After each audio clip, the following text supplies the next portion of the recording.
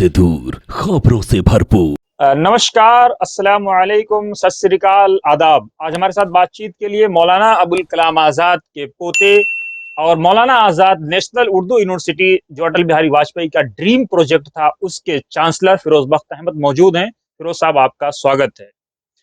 मैं मोहम्मद अहमद साहब आपका और वतन समाचार का तहे दिल से शुक्रिया अदा करता हूं कि आपने मुझे ये मौका दिया और चंद बातें मैं क्लियर करना चाहूँगा सबके लिए।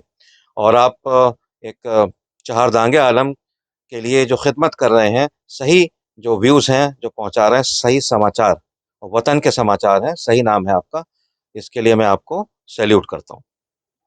फिरोज बख्त साहब, मेरा सवाल ये है कि मोदी जी ने EWS कैटेगरी यानी जो लोग इकोनॉमिक वीकर सेक्शन से संबंधित रखते हैं, इसका सचर कमेटी ने काफी उल्लेख भी किया है। अब उनको 10% आरक्षण भी दे दिया। ओबीसी में ऑलरेडी 25% आरक्षण है, उसमें भी काफी मुस्लिम से, खासतौर से जो हमारे अंसारी समाज है या इस तरह के लोग, सैफी समाज है, जो दर्जी समाज है, वो लोग कवर होते हैं। इसे किस तरह आप देख रहे हैं, वो भी मेडिकल में, डेंटल में? हाँ देखिए, मैं समझता हूँ, मैं मुबारकबाद देना चाहूँगा वज़ीर आज़म मोदी को। और उन्होंने अपने नारे जो सबका साथ सबका विकास सबका विश्वास है, उसके तहत ये स्कीम चलाई है। और वो कभी भी किसी स्कीम को ये कह के नहीं चालू करते हैं कि दलित या मुसलमान के लिए कर रहे हैं, क्योंकि वो मानते हैं कि किसी का तुष्टिकरण नहीं बल्कि सबका सशक्तिकरण। तो ये बहुत अच्छी स्कीम है। मुसलमान और मैं समझता हूँ हमारे दलित भाई पिछले 55-60 साल से क्या मिला उन्हें, कुछ कमीशन मिले और उनको भीख का प्याला मिला जो कि रिजर्वेशन का था, रिजर्वेशन भी नहीं दी गई। मतलब उनको उनको दुहा गया गाय की तरह। और जो उनके मोहल्लों में बजाय स्कूलों के, बजाय स्पोर्ट्स ग्राउंड्स के क्या बनाए गए, थाने बनाए गए। तो मैं समझता हूँ मोदी जी की बड़ी अच्छी पहल है। और इसी तरह से मोदी जी ने 2014 में आए थे तो 50 करोड़ रुपए कुछ पतंग वाले गए थे, जिसमें 90% मुस्लिम थे, 10% गैर मुस्लिम थे। तो उनको उन्होंने ये कह के मदद दी थी कि मैं मुस्लिमों को मदद नहीं कर रहा हूँ, माइनॉरिटीज की मदद नहीं कर रहा हूँ, मैं उन गरीब लोगों की मदद कर रहा हूँ जो पतंग बनाना एक आर्ट है, उसके लिए। तो उनका हमेशा से मिजाज यही रहा है। मैं समझता हूँ कि अब मुसलमानों को ख्वाह मख्वाह मोदी जी को बुरा कहने के या बीजेपी या RSS को बुरा कहने के पुल बनाएं, समझें। आज ये हाकिम वक्त हैं, अच्छे लोग हैं। कम से कम कांग्रेस से तो मैं समझता हूँ बेहतर जो है चला रहे हैं देश को। कांग्रेस के राज में तो छोटे बड़े 2 लाख जो है कम्युनल राइट्स हुए थे। इनके राज में ऐसा कुछ नहीं है। इक्का दुक्का जो वाकयात होते हैं वो नहीं होने चाहिए। हो सकता है आगे आने वाले दिनों में वो भी ना हो। फिरोज साहब, मुसलमानों में एक तबका ऐसा भी है जिसकी अब ये राय बन रही है, हम लोग चूंकि जमीन पे होते हैं, कि जिस दिन मुसलमानों ने बीजेपी का विरोध करना बंद कर दिया उसी दिन बीजेपी सत्ता से बाहर चली जाएगी। ऐसा नहीं है। देखिए, जिस दिन मुसलमानों ने बीजेपी का विरोध करना शुरू कर दिया तो बीजेपी फिर, अब जैसे 2024 में कोई कह रहा है आएगी नहीं आएगी, नहीं, फिर मैं भी विरोध बंद नहीं। की बात कर रहा हूँ। नहीं, मैं उसी पे आ रहा हूँ ना, थोड़ा सा पूरी होने दे मेरी बात। अगर मुसलमानों ने बीजेपी का विरोध करना बंद कर दिया तो फिर बीजेपी 100 साल के लिए रहेगी। ठीक है। ये बिल्कुल गलत है कि मुसलमान बीजेपी को बुरा भला कहते हैं, RSS को बुरा भला कहते हैं। तो इस वजह से जो है हमारे बिरादरान वतन, देखिए, सब बड़े परिपक्व हैं, सब बड़े मैच्योर हैं, चाहे वो हिंदू वोटर हो, मुस्लिम वोटर हो। अब ये मुस्लिम वोटर्स को समझना चाहिए कि आज बीजेपी पावर में है। बीजेपी बहुत सशक्त तरीके से कोविड को भी बड़े अच्छे से मैनेज किया है। अल्लाह का शुक्र है, सारा काम सही तरीके से ये सिस्टम चला रहे हैं ये लोग। तो मुसलमानों को चाहिए कि इनका, हाँ, कोई क्रिटिसिज्म अगर क्रिएटिव हो जरूर करें, सही लाइन पे हो बिल्कुल करें, पार्लियामेंट में सब जगह।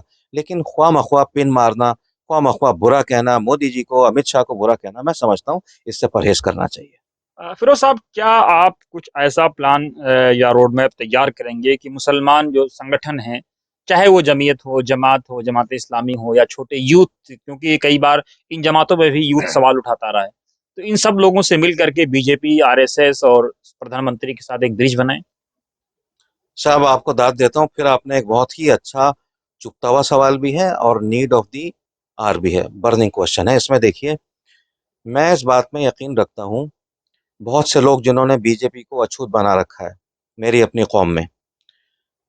देखिए, राजनीति के अंदर, सियासत के अंदर कोई अछूत नहीं होता। ठीक है।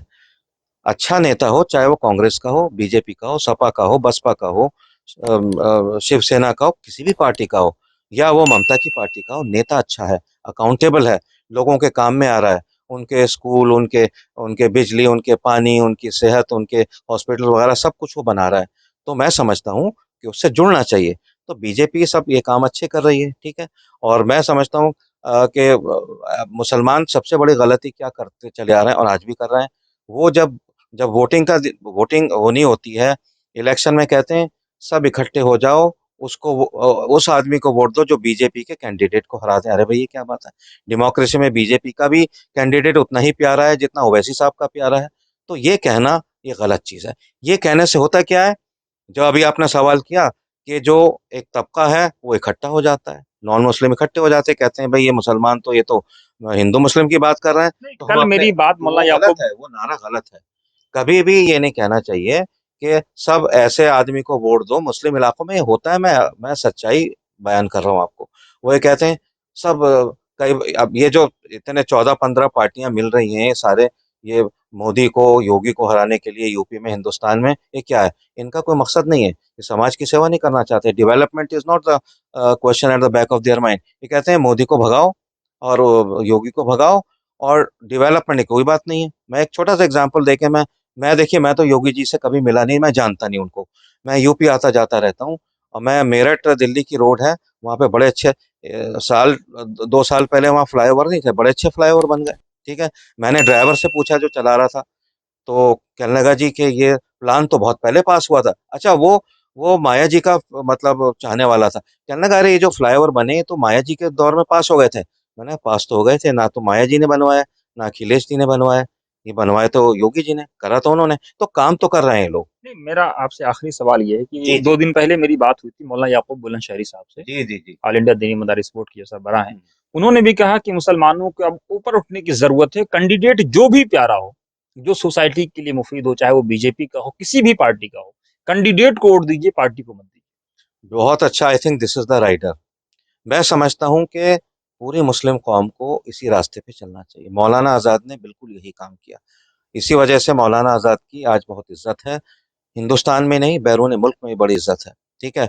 बल्कि अक्रॉस द बॉर्डर मैं जब एक दफ़ा लाहौर गया था, तो वहाँ पे एक इदारा है, एक इस्लामिक स्टडीज़ का इदारा है, उसके चेयरमैन ने मुझसे ये कहा कि हम लोगों ने गलती की, हम लोगों को पाकिस्तान नहीं बनाना चाहिए था। अगर हम मौलाना आज़ाद की बात सुन लेते तो आज ये जो सब हो रहा है, जो मारकाट हुई 1947 में, या आज भी जो ये एक, एक फिकरा बन गया हिंदू मुस्लिम, ये नहीं होता। हम सब हिंदुस्तानी होते। बहुत बहुत शुक्रिया फिरोज साहब हमसे बात करने के लिए। हम उम्मीद करते हैं कि अगर आपका ये सपना अल्लाह और उसके रसूल को राजी करने के लिए है कि आप बीजेपी, आरएसएस और मुसलमानों के जो दूसरे ऑर्गेनाइजेशन है उनके बीच में ब्रिज बन करके काम करें, ताकि देश की एकता, देश की अखंडता को अक्षुण्ण रखा जाए, उसकी इंटीग्रिटी को इंटैक्ट रखा जाए, अल्लाह उसको कबूल फरमाए। मेरी आमीन दुआएं, मेरे ख्वाहिशात आपके साथ हैं। आमीन। बहुत बहुत शुक्रिया। आपने मेरे ख्याल से जो बात मुझे कहनी चाहिए थी, आपने अपने जो क्लोजिंग जो स्टेटमेंट है उसमें कहा। हमारी कोशिश यही है, बीजेपी हो, आरएसएस हो, शिवसेना हो, कोई भी हो, जिसको आप संघ परिवार या भगवा रेजिमेंट कहते हैं, इन सबको मैं चाहता हूँ सबको साथ लेके चलूं, कांग्रेस को भी, सपा बसपा को, सबको, ताकि हिंदू मुस्लिम सिख ईसाई उनमें पुल बने, आपस में एक दूसरे को आगे बढ़ाएं। बिल्कुल Hindustan China France Britain Canada USA Australia सबसे आगे बढ़ जाए। बहुत बहुत शुक्रिया। बहुत बहुत शुक्रिया आपका। और मैं चाहूँगा कि आगे भी जो है आपसे रब्त रहे, और आपने बहुत अच्छे सवाल किए। और मैं समझ जितने भी मैंने इंटरव्यू दिए, एक तो बहुत सेंसिटिव इंटरव्यू आप ही को दिया है क्योंकि आप मेरे दिल के करीब हैं, और मैं समझता हूँ आगे भी आप टच में रहें, इंशाल्लाह आप बहुत आगे जाएंगे।